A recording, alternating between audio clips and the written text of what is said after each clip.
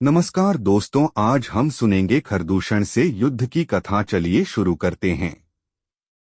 शूर्पणखा का रक्तरंजित मुखमंडल देखकर वह क्रोध से कांपते हुए बोला, बहन, मूर्छा और घबराहट छोड़ मुझे बताओ कि किसने तुम्हें रूपहीन बनाया है। किसने आज इस निद्रानिमग्न नागराज को छेड़ने की मूर्खता की है? किसके सिर पर काल नाच रहा है? मुझे शीघ्र उसका नाम बताओ। उस अपराधी को मेरे क्रोध से देवता, गंधर्व, पिशाच और राक्षस कोई भी नहीं बचा सकता। खर के मुख से निकले इन वचनों सुनकर शूर्पणखा का कुछ धैर्य बंधा। उसने रोते रोते खर से कहा, राम और लक्ष्मण नामक दो राजकुमार जो अयोध्या के राजा दशरथ के पुत्र हैं, इस वन में आए हुए हैं। उनके साथ राम की भार्या सीता भी है। वे दोनों ही बड़े सुंदर, पराक्रमी और तपस्वी प्रतीत होते हैं। जब मैंने उनसे राम की पत्नी के विषय में पूछा तो वे चिढ़ गए और उनमें से एक ने मेरे नाक कान काट लिए। भैया, तुम शीघ्र उन्हें परलोक भेजकर उनसे मेरे अपमान का प्रतिशोध लो। मेरे हृदय को शांति तभी मिलेगी जब मैं उन तीनों का गरम गरम रुधिर पी लूंगी। तत्काल ही खर ने अपनी सेना के 14 यमराज के समान भयंकर योद्धा एवं पराक्रमी राक्षसों को आज्ञा दी कि शूर्पणखा के साथ जाकर उन तीनों का वध करो। मेरी बहन को वहीं उनके शरीर का गरम गरम रक्त पिलाकर इसके अपमान की ज्वाला को शांत करो। खर की आज्ञा पाते ही वे राक्षस भयंकर अस्त्र शस्त्रों से सुसज्जित होकर राम, लक्ष्मण तथा सीता का वध करने के लिए शूर्पणखा के साथ चल पड़े।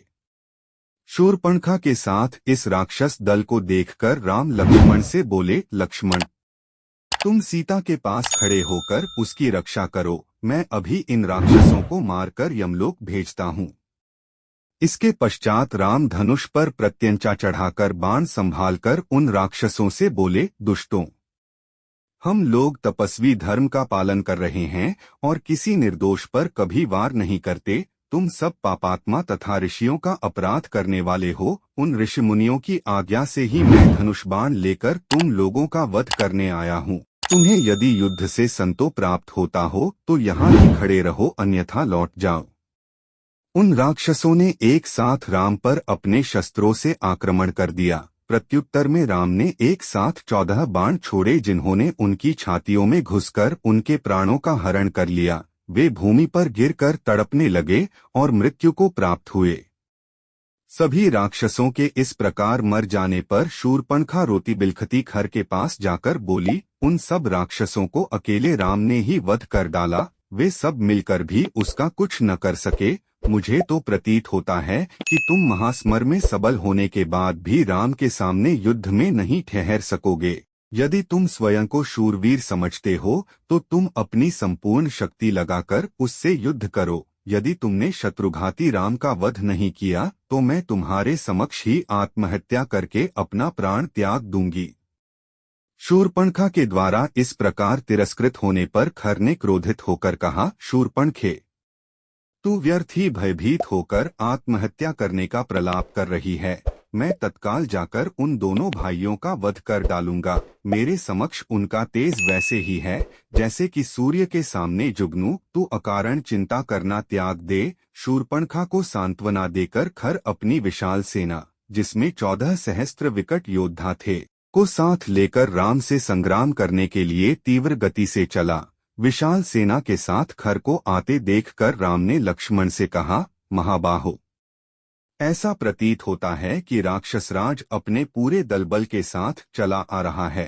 आज आर्य और अनार्य के मध्य संघर्ष होगा और निःसंदेह आर्य की विजय होगी। तुम सीता की रक्षा के लिए उसे साथ लेकर शीघ्र ही किसी गुफा में चले जाओ ताकि मैं निश्चिंत होकर युद्ध कर सकूं। लक्ष्मण ने तत्काल अपने अग्रज की आज्ञा पालन किया। वे सीता को लेकर पर्वत की एक अंधेरी कंदरा में चले गए। अभेद्य कवच धारण करके राम युद्ध के लिए तैयार हो गए। देवता, यक्ष, किन्नर, गंधर्व आदि सभी राम के विजय के लिए परमात्मा से इस प्रकार प्रार्थना करने लगे कि हे त्रिलोकीनाथ, वीर पराक्रमी रामचंद्र को इतनी शक्ति प्रदान करो कि उनके हाथों गौ, ब्राह्मणों तथा ऋषिमुनियों को अनेक प्रकार से कष्ट देने वाले राक्षसों का नाश हो सके। राक्षसों की सेना ने राम को चारों ओर से घेर लिया तथा आक्रमण की तैयारी करने लगे। राम ने भीषण विनाश करने वाली अग्नि बाण छोड़ दिया, जिससे राक्षस हाहाकार करने लगे। राम तत्परता के साथ राक्षसों के द्वारा छोड़े गए बाणों को अपने बाणों से आकाश में ही काटने लगे। इस पर राक्षसों ने अत्यंत क्रोधित होकर एक साथ बाणों की वर्षा करना आरंभ कर दिया और राम चारों ओर से उनके बाणों से आच्छादित हो गए।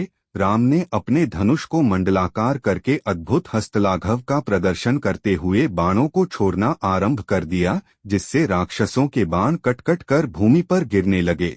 यह ज्ञात ही नहीं हो पाता था कि कब उन्होंने तरकस से बाण निकाला, कब प्रत्यंचा चढ़ाई और कब बाण छूटा।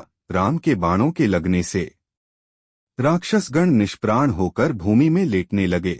अल्पकाल में ही राक्षसों की सेना उसी भांति छिन्नभिन्न हो गई जैसे आंधी आने पर बादल छिन्नभिन्न हो जाते हैं। पूरा युद्धस्थल राक्षसों के कटे हुए अंगों से पट गया। मेरी वीडियो सबसे पहले देखने के लिए सब्सक्राइब बटन को दबाएं और साइड के बेल आइकन को ऑन कर लें सबसे पहले सारी वीडियो देखने के लिए।